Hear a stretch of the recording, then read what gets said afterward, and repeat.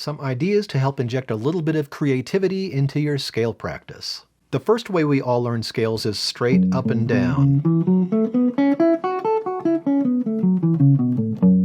Once you know a scale well enough that it becomes automatic, you can use that scale to focus on technique. For example, you can really clean up your technique if you use scales to focus on synchronizing your right hand and your left hand.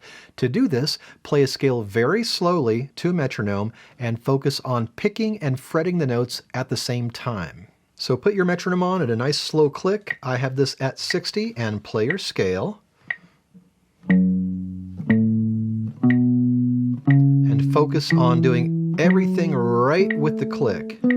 Fret with the click, and pick with the click.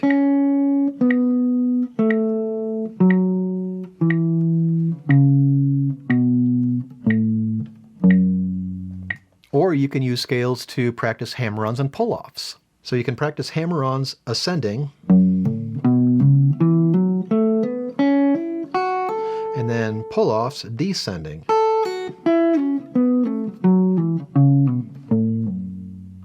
You can improve your technique and your fretboard knowledge by connecting scales up and down the neck.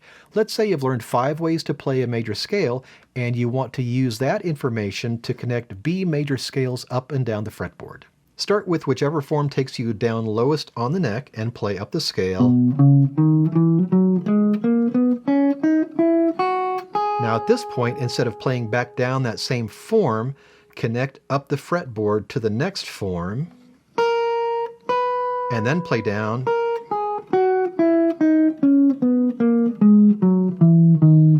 and back up. I'm going to play this part quickly. Now here, you're going to connect to the next form, just sliding up along the same string, the first string. Now I'm playing through parts of the scale pretty quickly just to save a little bit of time, but when you do this, make sure you play steadily. So we play back up.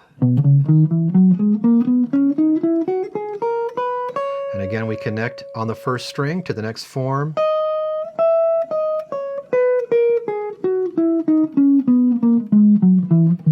And back up. We can go up to one more form here. And then we work our way back down the neck.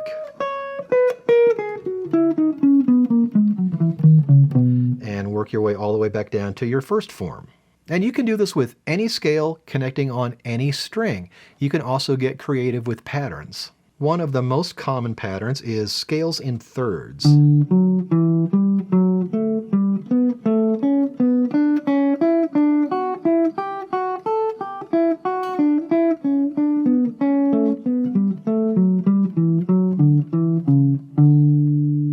Or maybe this 1, 2, 3, 1 pattern. 1, 2, 3, 1, 1, 2, 3, 1.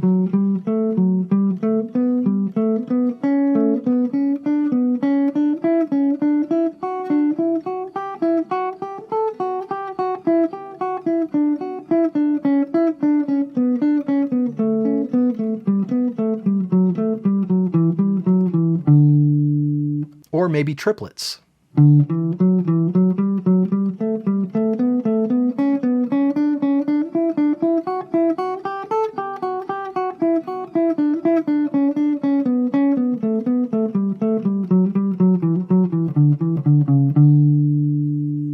There are plenty of other patterns you can try. You can look them up, and I do have videos with some patterns, but honestly the best way to work on patterns is to come up with your own.